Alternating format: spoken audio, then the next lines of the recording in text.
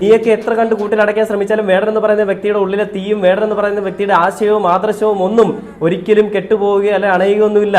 അത് ഇനിയും ആളിക്കത്തിക്കൊണ്ടേയിരിക്കും. ഓരോ പരാമർശങ്ങൾ NR മധുവിനെ പോലുള്ളവരൊക്കെ മുന്നിലേക്ക് വന്നിട്ട് പരാമർശങ്ങൾ നടത്തുമ്പോൾ ഇനിയും അത് ആളിക്കത്തിക്കൊണ്ടേയിരിക്കും. നീയൊക്കെ ഇങ്ങനെ ചൂട്ടിട്ട് കൊടുക്കുകയാണ് കത്താൻ വേണ്ടിയിട്ട്.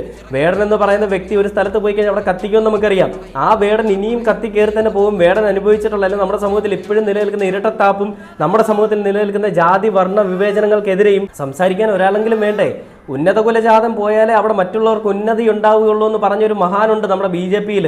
ഈ BJP-യുടെ മനസ്സിൽ എന്താണെന്നും BJP-യുടെ മനസ്സിലെ വിഷം എന്താണെന്നുള്ളത് കേരളത്തിലെ ജനങ്ങൾക്ക് എല്ലാവർക്കും അറിയാം, അല്ലെങ്കിൽ നമ്മുടെ രാജ്യത്തുള്ള എല്ലാവർക്കും അറിയാം. ഇപ്പോൾ പിന്നെ ബാക്കിയുള്ള കാര്യങ്ങളൊക്കെ മുന്നിൽ നിൽക്കുന്നതുകൊണ്ട് മാത്രം നമുക്ക് അംഗീകരിക്കാം. പക്ഷേ ജാതിവെറിയും മതവെറിയും ഉള്ള ഒരു പാർട്ടി, അല്ലെങ്കിൽ ഈ പറയുന്ന മറ്റുള്ളവരെ തമ്മിലടിപ്പിക്കാനായിട്ട് ശ്രമിക്കുന്ന ഒരു വർഗീയവാദികളുള്ളൊരു പാർട്ടി, അത് RSS BJP തന്നെയാണെന്നുള്ള എല്ലാവർക്കും അറിയാം.